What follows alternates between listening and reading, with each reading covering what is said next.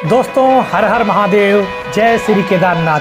दोस्तों, अगर आप केदारनाथ धाम जाने को सोच रहे हैं तो ये वीडियो आपको ज़रूर देखना चाहिए।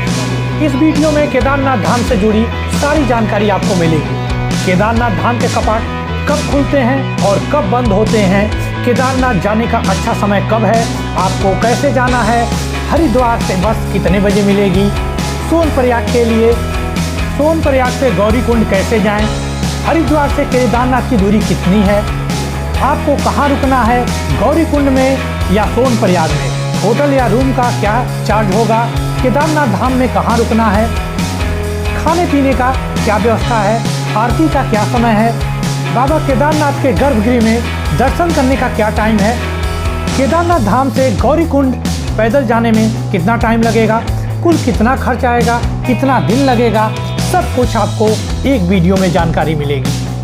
तो दोस्तों, केदारनाथ धाम जाने से पहले आपको क्या क्या तैयारी करनी है वह मैं आपको बता दूं। जाने के लिए सबसे पहले आप केदारनाथ धाम का रजिस्ट्रेशन करा लीजिए। यह रजिस्ट्रेशन ऑनलाइन और ऑफलाइन दोनों होता है, आप अपने फ़ोन से भी कर सकते हैं। वेबसाइट है www.registrationandtouristcare.uk.government.in पर जाके ऑनलाइन रजिस्ट्रेशन कर सकते हैं। मैं अपने वीडियो में डाल दूंगा। अगर आप ऑनलाइन नहीं कर पाते हैं तो ऑफलाइन भी होता है। जब आप सोनप्रयाग या गौरीकुंड में जाएंगे तो वहाँ ऑफलाइन भी रजिस्ट्रेशन होता है, बट ऑफलाइन में आपका टाइम वेस्ट होगा। बेटर यही रहेगा आप ऑनलाइन रजिस्ट्रेशन करा लीजिए। अब बात करते हैं आपको क्या ले जाना है। आप अपनी एक कोई आईडी रख लीजिए, गर्म कपड़े रख लीजिए, रेन कोट रख लीजिए, कुछ ज़रूरी मेडिसिन रख लीजिए और हाँ, जूते पहनकर जरूर जाइए। आपके जूते स्लिप न करते हों और कुछ खाने पीने की चीज़ें रख लीजिए। तो बस हो गई तैयारी केदारनाथ धाम जाने की। चलते हैं केदारनाथ। दोस्तों, सबसे पहले आप हरिद्वार जाइए। आप हरिद्वार ट्रेन, बस और अपने साधन से भी आ सकते हैं। अगर आप हवाई मार्ग से आ रहे हैं तो आपको देहरादून एयरपोर्ट जाना होगा और फिर हरिद्वार या ऋषिकेश से केदारनाथ जाना पड़ेगा। हरिद्वार में बस स्टेशन रेलवे स्टेशन के जस्ट सामने है। रेलवे स्टेशन के सामने से आपको गवर्नमेंट बस और प्राइवेट बस दोनों मिल जाएंगी केदारनाथ धाम जाने के लिए। दोस्तों, अब बात करते हैं आप हरिद्वार से केदारनाथ धाम कैसे जाएंगे। तो दोस्तों, हरिद्वार से बस सुबह 4 से 7 बजे तक आपको सोनप्रयाग तक मिल जाएगी। आप प्राइवेट साधन से भी जा सकते हैं, बुक करके भी जा सकते हैं। हरिद्वार से सोनप्रयाग की दूरी 230 किलोमीटर है और बस का किराया 500 से 600 रुपया है। अगर आप प्राइवेट साधन बुक करके जाते हैं हरिद्वार से सोनप्रयाग तो लगभग 3 से 4 हज़ार रुपया पड़ेगा। बस आपको 3 या 4 बजे के आसपास सोनप्रयाग छोड़ देगी। हरिद्वार से सोनप्रयाग पहुंचने में लगभग 8 से 9 घंटे लगते हैं।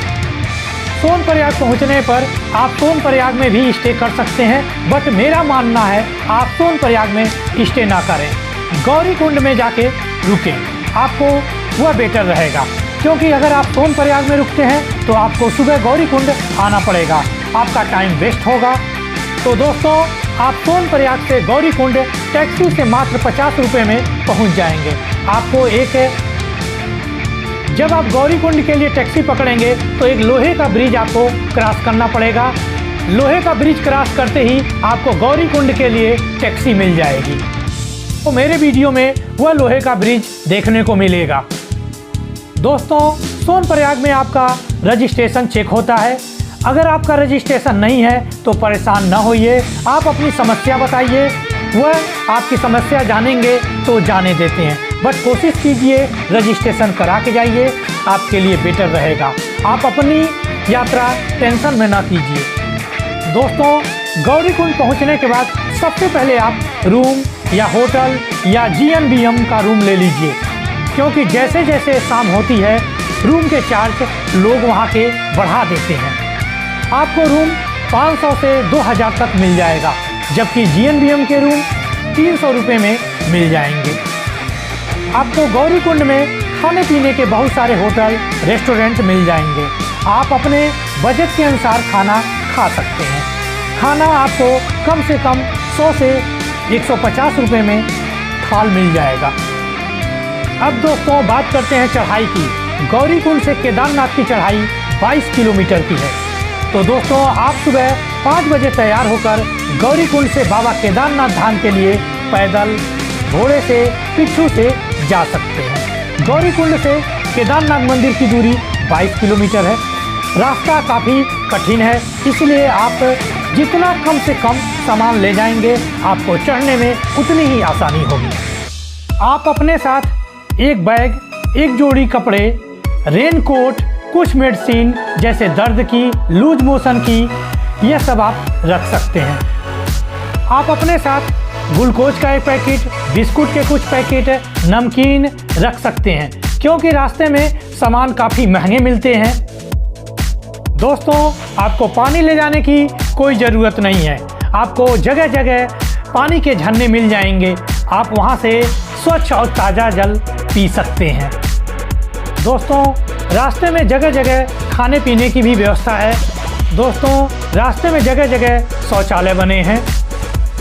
दोस्तों ये 22 किलोमीटर की चढ़ाई 8 से 10 घंटे में आप आराम से पूरा कर सकते हैं। आप आराम से चढ़ाई कीजिएगा और अपने साथ अजवाइन और कपूर को मिक्स करके कपड़े में रख लीजिए, एक पोटली बना लीजिए और सूंघते रहिए। आपका ऑक्सीजन लेवल कम नहीं होगा, आपका सांस भी नहीं फूलेगा और आप आसानी से आराम से बाबा केदारनाथ धाम पहुंच जाएंगे।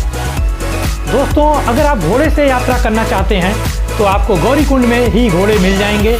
घोड़े का पर पर्सन चार्ज है 2000 से 2500 रुपये तक। पिट्ठू का चार्ज काफ़ी महंगा है, वह वजन के हिसाब से पैसे लेते हैं।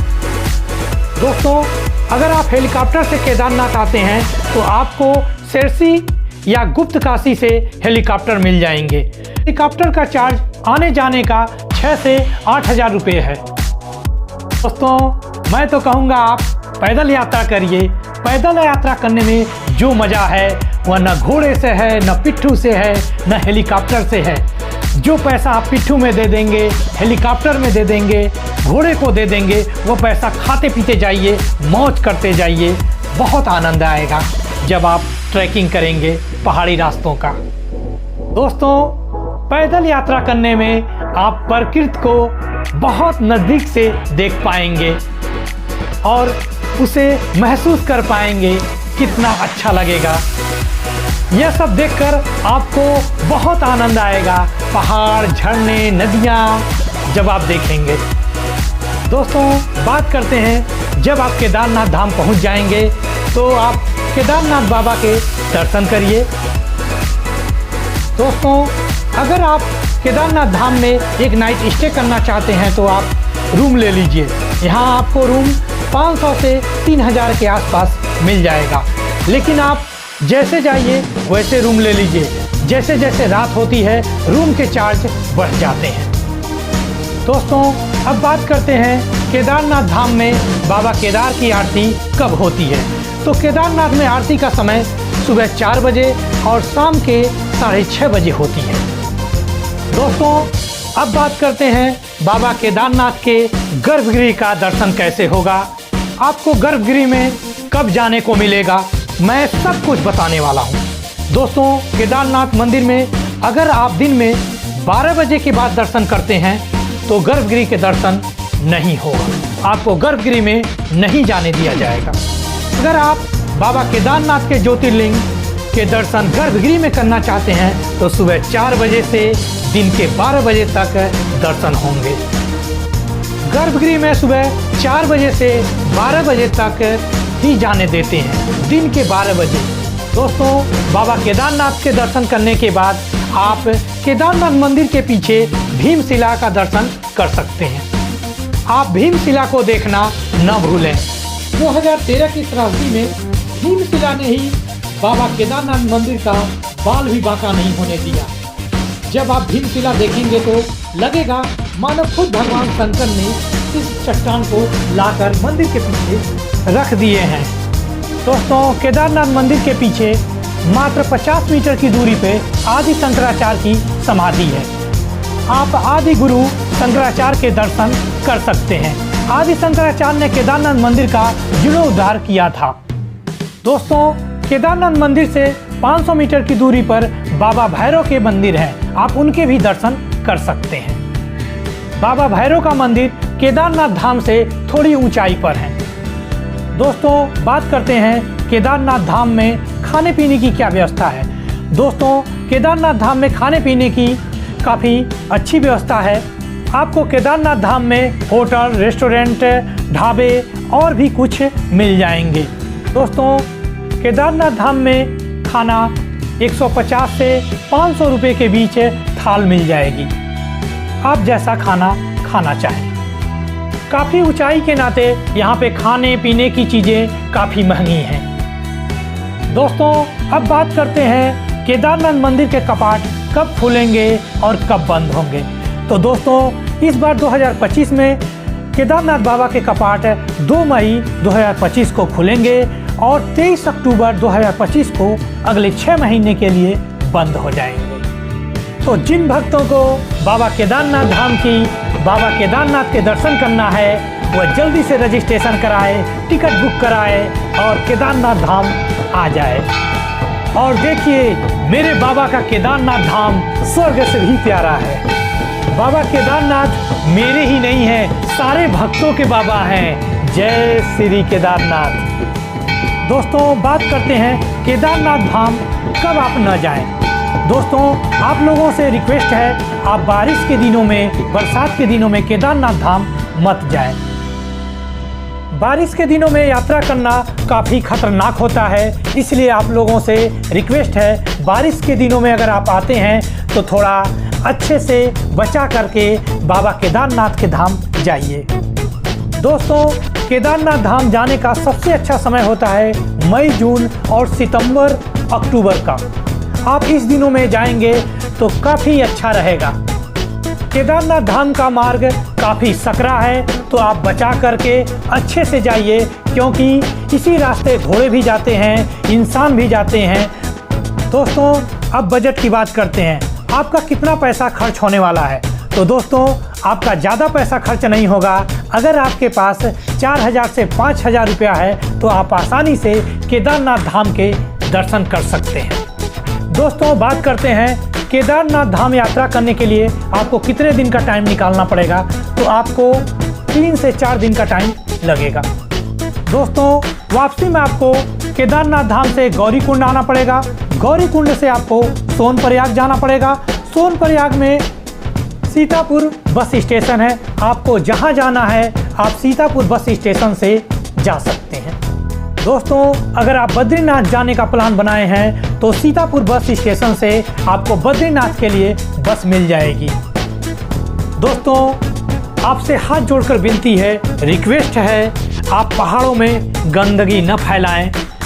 जो भी आप खाते हैं उसके रैपर को अपने बैग में रख लें या डस्टबिन में डालें। जो पानी पीते हैं इधर उधर मत फेंकें। दोस्तों, आशा करता हूं कि आपको जानकारी अच्छी लगी होगी।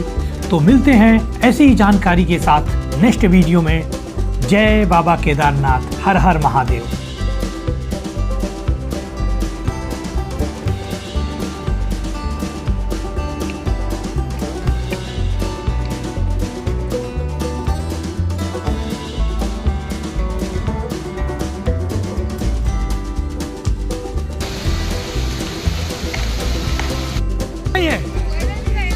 अच्छा, साढ़े 10 घंटे जाने को लगे, साढ़े 10 घंटे लगे।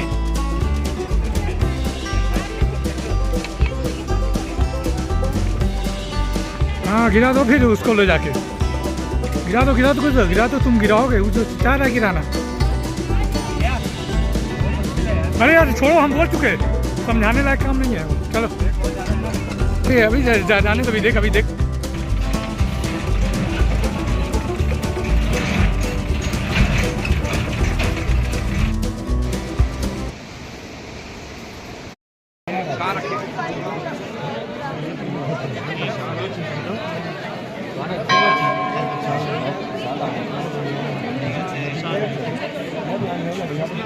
చలేంగా మనం ఏం కొనుక్కోవాలంటే